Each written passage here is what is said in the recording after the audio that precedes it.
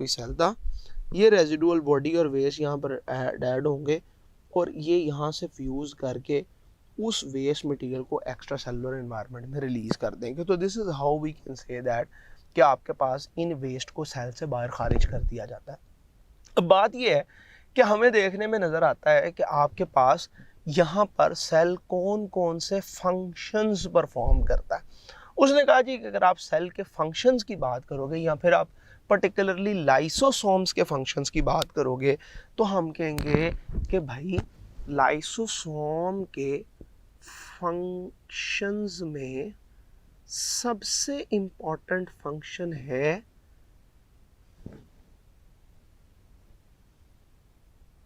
Cellular defence. Cell का defence होता है।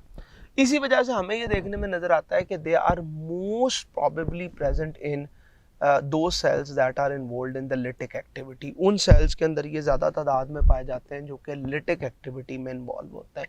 फॉर एग्जांपल मैं ये कहता हूँ कि आपके पास ऐसे सेल्स जो कि बैक्टीरिया को इनटेक करते हैं, जैसे हम कहते हैं जी WBCs होते हैं, तो ये WBCs में ज़्यादा तादाद में पाए जाएंगे, ये फैगोसाइट्स में ज़्यादा तादाद में पाए जाएंगे।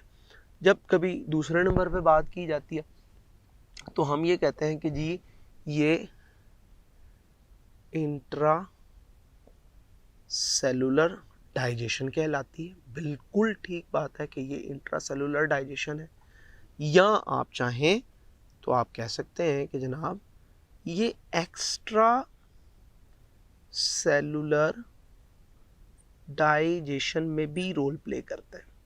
अब सवाल ये पैदा होता है कि ये एक्स्ट्रा सेलुलर डाइजेशन में कैसे रोल प्ले करते हैं। तो मैं यूं कहता हूं कि आपके पास अगर ये एक कोई स्पर्म सेल है,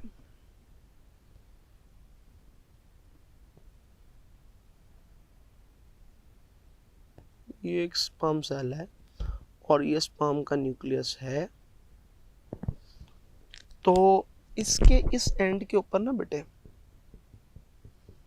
पाए जाते हैं acrosome, and this acrosome basically help in the insertion inside the egg। Female egg में इंसर्शन के लिए इस एक्रोसोम की ज़रूरत होती है। तो इस वजह पे हम लोग ये बात कर सकते हैं कि जी ये यहाँ पर ये वाला रोल प्ले करते हैं। इसी तरीके से अगर मैं आपसे ये कहूँ कि इनका एक बहुत अहम रोल ये होता है कि ये बेटे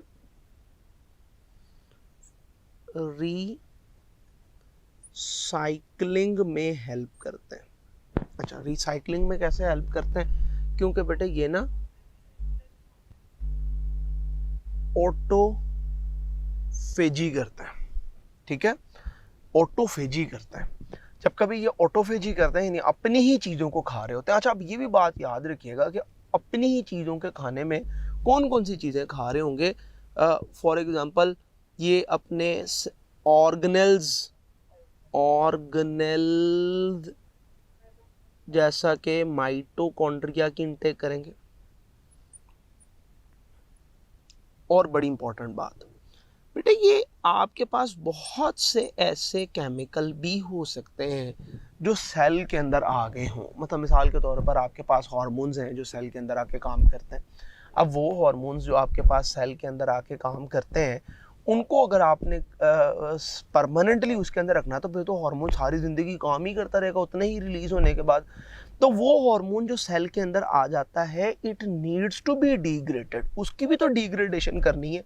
वो डिग्रेडेशन करना उस हार्मोन की, this is specifically named as crinophagy. इसको हम क्राइनोफेजी का नाम देते हैं कि एंडोक्राइन हार्मोन था ना, उस एंडोक्राइन हार्मोन को खाने का आपने काम किया तो उसको आपने क्राइनोफेजी का नाम दे दिया। इसी तरीके से अगर मैं आपसे ये बात करूं कि बेटे कोई बहुत ओल्ड फूड पड़ी है, यानी फॉर एग्जांपल कोई बहुत पुराना ग्लाइकोजन पड़ा हुआ है, कोई बहुत पुराने फैट्स पड़े हुए हैं, उसको खाना शुरू कर दिया है, तो दिस इज नेम्ड एज क्रिंजोफेजी।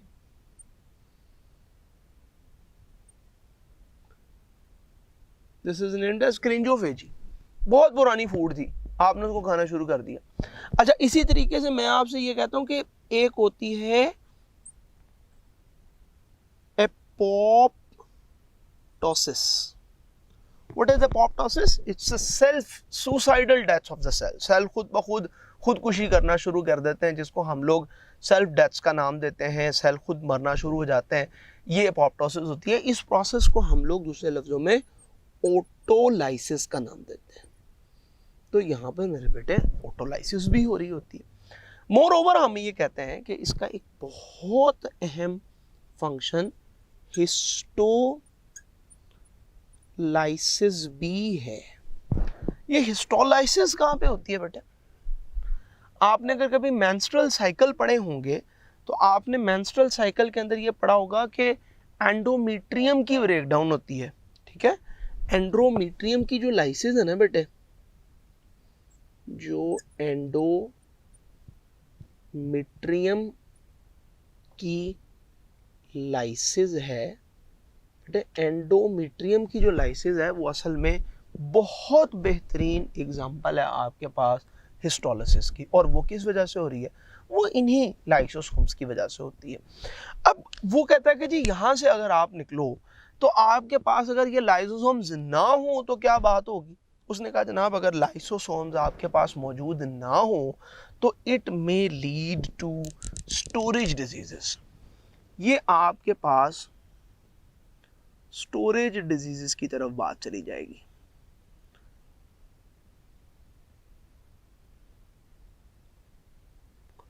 अच्छा डॉक्टर साहब, ये स्टोरेज डिजीजेस हैं कितनी? उसने कहा जी सबसे पहली बात तो ये है कि स्टोरेज डिजीजेस +20 या इससे ज़्यादा हो सकती हैं। फिर उसके अलावा ये आपके पास ऐसी डिजीजेस हैं जो कॉन्जेनिटल नेचर की होती हैं, यानी पैदाइशी होती हैं, and can be transferred from the parents. ये पेरेंट्स से ट्रांसफर हो सकती हैं उनके ऑफस्प्रिंग्स को, उनके बच्चों को ट्रांसफर हो सकती है, ठीक है। यानी पेरेंट्स से उनके ऑफस्प्रिंग को ट्रांसफर हो सकती है। तो कंजेनिटल डिजीज है क्योंकि जेनेटिकली पाई जाती है। अब हम पढ़ते हैं कि भाई ये जेनेटिकली कैसे होती है। फॉर एग्जांपल मैं आपसे ये कहता हूं कि जी यहाँ पर एक मैसेंजर आरएनए था जिसके ऊपर आप बात करते थे कि मैसेंजर आरएनए यहाँ पे बनता है।